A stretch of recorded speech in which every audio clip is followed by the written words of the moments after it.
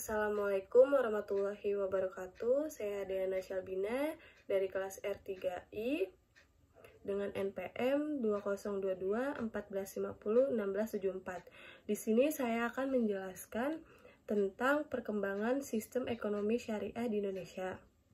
Sistem ekonomi syariah di Indonesia terus mengalami perkembangan. Pemerintah dan lembaga keuangan semakin mendukung implementasi prinsip ekonomi berdasarkan syariah, termasuk dalam sektor perbankan, asuransi, dan pasar modal. Hal ini tercermin dalam peningkatan jumlah lembaga keuangan syariah serta pertumbuhan produk-produk keuangan berbasis syariah. Selain itu, masyarakat Indonesia juga semakin menyadari dan mengadopsi konsep ekonomi syariah dalam kehidupan sehari-hari.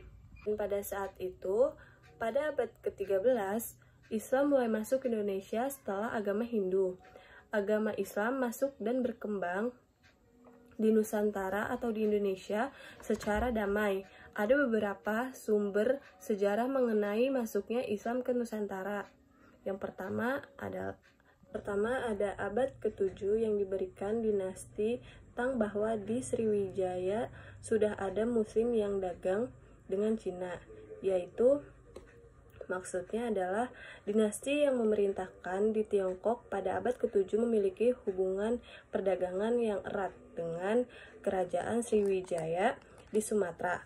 Salah satu catatan sejarah yang mencatat adanya perdagangan muslim yang berdagang antara Sriwijaya dan Tiongkok pada periode ini adalah melalui catatan perjalanan seorang penjelajah muslim bernama Ai Ching. Ada abad ke-11, yaitu adanya makam Fatimah binti yang berangka tahun 1028 di Lera, Gresik, Jawa Timur. Dan yang kedua ada abad ke-13 pada tahun 1292 Marco Polo Kerajaan Samudra Pasai. Nah, pedagang muslim ini juga pada akhirnya singgah di Indonesia.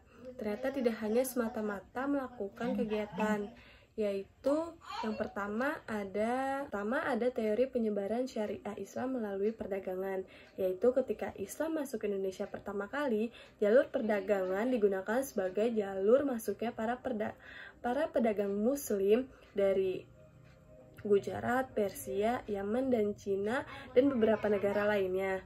Ketika para pedagang perantau ini mulai menetap dan membaur dengan warga, secara otomatis kajian ekonomi sederhana ini menjadi kajian umum dengan sendirinya. Melalui hubungan perdagangan tersebut, agama dan kebudayaan Islam masuk ke wilayah Indonesia menjelang berakhirnya kerajaan Hindu-Buddha pada abad ke-13.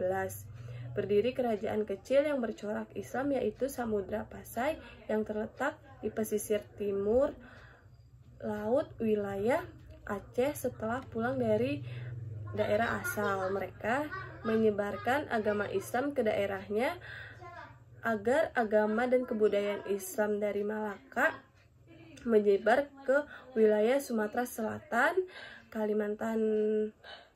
Kalimantan, Sulawesi, dan Maluku. Sekian pemaparan dari saya, kurang lebihnya mohon maaf apabila ada kesalahan. Wabillahi taufiq wal hidayah. Wassalamualaikum warahmatullahi wabarakatuh.